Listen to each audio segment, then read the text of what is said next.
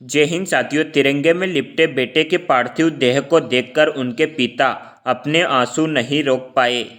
पिता रोते हुए बोले कि कहता था एक दिन बहादुर फौजी बनूंगा, स्पेशल ट्रेनिंग करके कमांडो विंग में जाऊंगा, दुश्मनों के छक्के छुड़ाऊंगा, उनके घरों में घुसकर मारूंगा। इतना कहते हुए 45 वर्षीय शहीद जवान के पिता अपने आंसू नहीं रोक पाए।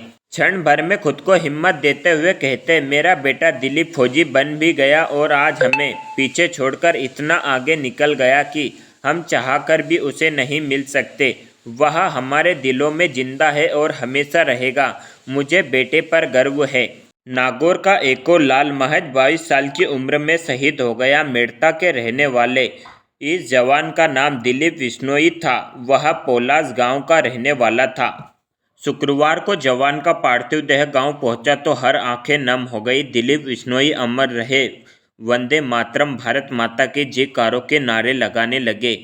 माँ बहन बेसुध हो रहे थे। दिलीप एचआर के फौज में जाने की कहानी बड़ी दिलचस्प है। पिता से फौजियों की कहानी सुन सुनकर देशभक्ति की ऐसी लत लगा ली कि सेना में भर्ती होकर ही दम लिया। पोलास गांव के एक ऐसे लड़के की कहानी जिसने शहीद होने की खबर से कई गांवों को रुला दिया।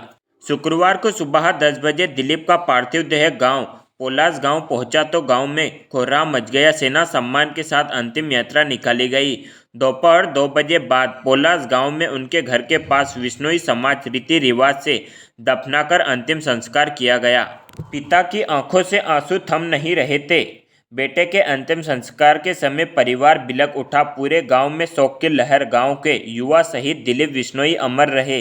भारत माता के जयकारों के साथ शहीद जवान को अंतिम विदाई दी।